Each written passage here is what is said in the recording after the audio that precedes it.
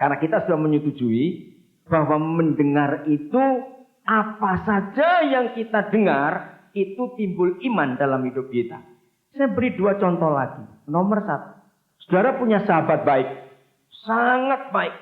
Tiba-tiba suatu hari sahabat saudara itu cerita kepada saudara bahwa ada si B yang memfitnah dia, bahkan jahatnya luar biasa. Saudara tidak kenal si B, tapi waktu teman dekat saudara menceritakan kelakuan si B kepada saudara, saudara gak kenal loh ya. Jawab pertanyaan saya. Apa reaksi saudara terhadap si B? Apa reaksi kita terhadap si B? Tidak suka. Betul tidak? Karena ini teman baikku. Nah, dengar saudara, kita nggak kenal si B. Kan jahat kalau kita belum kenal seseorang, kalau kita menghakimi seseorang gara-gara kata-kata teman kita tadi. Timbul iman tidak? Betul? Timbul iman tidak? Karena kita mendengar kata-kata itu. Nah, yang lebih jahat lagi adalah begini. Suatu hari, tiba-tiba kita ketemu si B. Nggak kenal loh, catat itu. Ayo jujur. Waktu kita ketemu, apa kira-kira yang keluar dari mulut kita? Oh, ini toh bajingannya. Nggak benar tidak? Padahal kita nggak kenal. Karena kita mendengar. Maka itu hati-hati dengan apa yang kita dengar. Apalagi di negara manapun juga orang ngomong itu nggak pakai pajak. Jadi bisa ngomong seenaknya. Apalagi zaman sekarang. Orang ngomong itu nggak perlu mulut, cukup pakai jempol. Ngerti nggak? SMS itu loh. Berapa kali iman kita timbul karena jempol ngomong. Berapa banyak suami istri ribut hanya gara-gara ada SMS yang enggak. Pernah ngalami itu? Kalau ada orang yang cerita saya gara-gara SMS, handphone saya minta tutup nondasi semua. SMS kok dipercaya? Cuma nopek gotun nih kok. Ya enggak hanya 250 rupiah, malah karena ada yang gratis lagi. Wes SMS tuh sampai coplok jempolmu. Hati-hati dengan SMS, saudara. Setuju tidak saya ngomong ini? Berapa banyak hubungan suami istri rusak hanya karena orang nganggur. Jadi jahat sekali. Kalau kita mendengar sesuatu, kalau kita tidak cek baik-baik.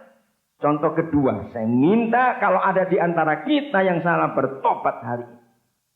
Iman itu harus datang karena mendengar. Dan yang kita dengar harus firman Yesus Kristus. Katakan amin. Apabila kita mendengar yang bukan firman Tuhan, ingat ini, tetap akan timbul iman. Pokoknya apa saja yang kita dengar, itu pasti menimbulkan iman.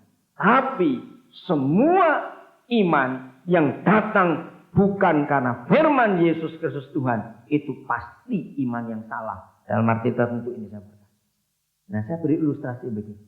Supaya kita tahu betapa orang Kristen itu jahatnya luar biasa terhadap Tuhannya sendiri. Dia bicara berulang-ulang. Kita dengar. Bahkan kita seringkali manggut-manggut begini. Begitu manggut-manggut ditanya, tadi itu apa? Iya apa ya? Kan konyol juga kalau begini. Tapi kalau ada yang ngomong salah, nggak usah manggut-manggut. Sekali aja ngomong, itu hafal. Sampai belasan tahun. Maka itu jujur kalau ada di antara kita seperti bertobat. Nah ini ilustrasi saja. Suatu hari di daerah saudara tinggal, kan ini ngomong aja di kampung lah. Kalau jalan besar seperti Raya Darmo di Ponorogo, wah itu terlalu besar. Tetangga pun nggak kenal. Ini di kampung saja. Ada tetangga baru pindah. Pas ke rumah sebelah kanan saudara. 3 bulan sudah pindah. Kita nggak pernah tahu ini orang siapa. Karena nutup diri. Kita tanya ke Pak RT, ke tetangga, nggak ada yang kenal. Apalagi zaman sekarang banyak teroris begitu. Kalau ada pindahan baru nggak kenal, hati-hati itu. Nah karena kita sebagai tetangga langsung dengan orang baru ini, tapi nggak ada yang kenal, yang lain pun tidak tahu. Kita jadi penasaran, orang ini siapa? Kan nggak mungkin kita yang sudah lama di situ datang ke rumah yang baru. Nggak mungkin, harusnya tetangga baru yang datang ke tetangga yang lama untuk mengenalkan diri. Karena sudah 3 bulan, ya sudah. Pas suatu pagi tanpa janjian, tiba-tiba kita keluar rumah bareng dia. Nah, sebagai tetangga yang ingin kenal, kan kita pasang senyum bukan? Supaya kita mancing perhatiannya, lalu ada pembicaraan. Kan itu wajar. Kalau saudara ketemu tetangga baru, keluar juga diam-diam, itu nggak wajar namanya. Apalagi di kampung begitu. Nah, begitu kita pasang senyum, maksud supaya dia itu lihat ke kita, dia memang lihat kita. Begitu kita pasang senyum, dia balik. Babi kamu. Pendek loh katanya. Hitungan cuma 8 huruf. B, A, B, I, K, A, M, U. 8 huruf. Saya tanya kepada saudara.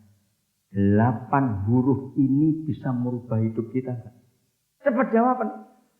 8 huruf ini bisa merubah hidup kita tidak? Bisa. Sesabar-sabarnya orang di babi-babi no. Enak bener kamu ngomong. Percaya hanya gara-gara 8 huruf bisa urusan polisi? Tergantung orangnya. Betul tidak? Hanya 8 huruf. Hanya sekali bicara. Dengarkan saudara. Tidak kenal sama sekali. Saya mau tanya kepada saudara. Tuhan Yesus sudah ngomong berapa banyak huruf? Ayo jawab cepat. Nggak ngitung. Coba kalau ada yang iseng. Hitunglah. Sekali dengar khotbah itu berapa ribu huruf yang keluar. Ayo berubah nggak? Ngerti ilustrasi ini saudara?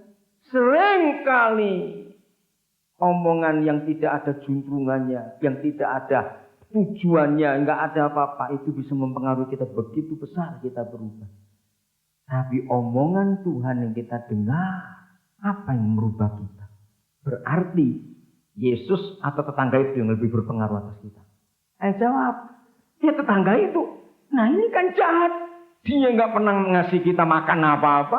Yesus yang mati untuk kita. Ngomong berjuta-juta huruf. Begegek kayak di orang Jawa tahu itu. Goyang aja enggak. Diem kayak botol begini. Inilah kejahatan orang Kristen itu. Kalau hanya sebuah kalimat yang isinya 8 huruf bisa merubah hidup. Dan ngomongnya cuma sekali. Benar. Aja ngomong 2 kali. Tunjukkan kok gitu. Betul tak? Sekali ngomong dengan 8 huruf. Ini orang kurang ajar. Betul. Kenal aja sih. Saya cuma ceritakan. Kira-kira kejadian ini. Sudah 16 tahun gitu. Kira-kira masih ingat enggak? Pasti masih. Karena nyokot dari 8 huruf itu nyokot betul ke pikiran kita. Yang lebih celaka lagi mungkin orang itu sudah mati 8 tahun yang lalu. Tapi kita masih ingat apa yang dia ngomong. Cuma 8 huruf itu. Jahat enggak kita kalau begitu? Berminggu-minggu. Setiap minggu kita mendengar Yesus Tuhan kita berbicara. Maaf ya saya cuma tanya. Kalau memang ngaku mes semua ya, gak usah ngomong, cuma gak ketawa. Ingat minggu lalu khotbahnya apa? Cuma tanya, diam saja. Sering kali kita sudah lupa, iya minggu lalu khotbah apa ya? Saya tak lihat ceritanya, kok lihat dulu. Kenapa yang tadi ini kok hafal terus, gak dicatat padahal. Saya harap kita menempatkan diri kita. Apa yang kita dengar? Berita-berita apa yang kita dengar? Itu menimbulkan iman. Betul? Ayo yang kuping tipis bertobat mulai hari ini. Oh istilah kuping tipis? Dengar apa saja masuk. Tapi kalau Tuhan ngomong gak mau didengarkan. Itu jahat sekali. Baik. Jadi perwira itu ketika tahu hambanya mau mati. Dia mendengar tentang Yesus. Pertanyaannya. Berarti dia pernah ketemu Yesus atau belum? Pasti belum. Ini yang luar biasa. Dia hanya dengar, saudara. Tapi imannya timbul. Dan dia bertindak. Enggak cuma dengar saja. Oh ya? Enggak. Dia bertindak. Apa tindakannya? Lihat ayat 3. Ia menyuruh beberapa orang tua-tua Yahudi kepada Yesus untuk meminta. Supaya ia datang dan menyembuhkan hambanya.